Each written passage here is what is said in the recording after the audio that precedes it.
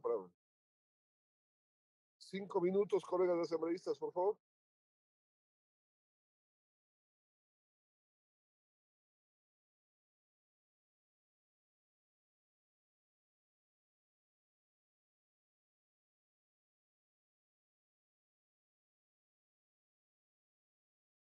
Gracias, señor presidente. Disculpas, había un inconveniente con el audio.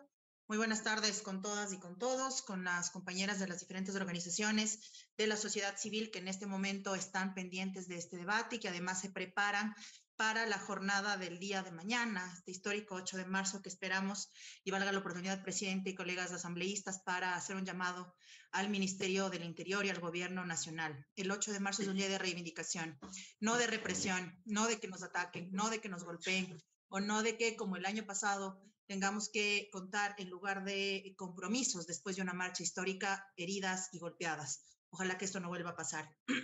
Señor presidente, compañeros y compañeras legisladoras y legisladores, es importante hacer un contexto bastante breve de lo que ha significado los avances en temas de género en nuestro país. Y digo esto porque históricamente hemos ido avanzando en diferentes procesos que es importante que se conozcan. Para nuestro país, fue apenas en 1981 que contamos con un primer instrumento internacional, es decir, que Ecuador fue país firmante de ese instrumento, que se había trabajado y lanzado hacia 1979, es decir, pasó un tiempo para lograr tenerlo esto en nuestro país. Luego se logra hacia los años 80 visibilizar al Ecuador como, o visibilizar a la violencia contra las mujeres en Ecuador como un problema de salud, y se logra que de alguna forma se considere esta necesidad de atenderse también de esa manera, no únicamente en términos punitivistas o en términos de atenciones desde el derecho, sino también como un problema de salud. Y en adelante han tenido que pasar varios años más y hacerse varios ajustes. Por ejemplo, el reconocimiento del trabajo no remunerado del hogar, el trabajo del cuidado, que fue una de las banderas del gobierno de la Revolución Ciudadana, y otros tantos logros en esa materia que lamentablemente quedan cortos cuando el Ecuador vive el contexto de violencia en el que lamentablemente nos encontramos hoy. Y es para mí muy grato recordar y reconocer que hacia 2018, que fue él en ese momento parte de la bancada de la Revolución Ciudadana, quienes construyeron este proyecto de ley, que fue fundamental. En ese entonces, la ex colega legisladora Mónica Alemán, por ejemplo, presidía el Grupo Parlamentario por los Derechos de las Mujeres y encauzó varios requerimientos de quienes ahora también han acompañado la evaluación a este proyecto, a esta ley. Y en ese momento formaron parte de la construcción del proyecto de ley. ¿A dónde quiero llegar, compañero presidente, compañeros y compañeras legisladoras? Que el trabajo que hacemos y que generamos las mujeres desde las luchas que nos cobijan y que nos convocan siempre es diverso y tiene que ser histórico. Y con esta mirada histórica, ahora que llevamos adelante un proceso de evaluación, y el que dicho sea de paso, mi compañera Mónica Alemán, como ahora mi compañera alterna, también formó parte, es decir, conocía bien el objetivo de la ley y pudo acompañar el proceso de evaluación. Nos queda claro que el problema no es la ley y que no se trata únicamente de leyes para atender necesidades urgentes. Y es que la ley efectivamente ha marcado una hoja de ruta para la atención desde diferentes frentes, porque así se debe atender la violencia contra la mujer, tanto el gobierno central como los gobiernos seccionales.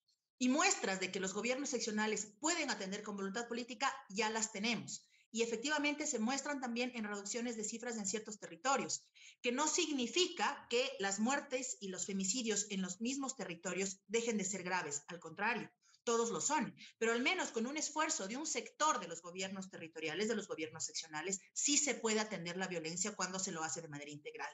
Por lo tanto, esta ley no solo que debe conservarse en términos de lo de fondo y el espíritu de la propia ley, sino que tiene que convertirse en una exigencia y una bandera de este legislativo para que el gobierno cumpla con su parte.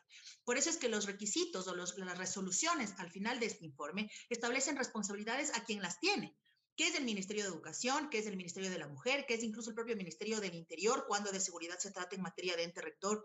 Es decir, establecerlo y reconocerlo de tal forma que nosotros como legislativo acompañemos ese cumplimiento, porque por nuestra parte se ha hecho la evaluación y en su momento se construyó la ley.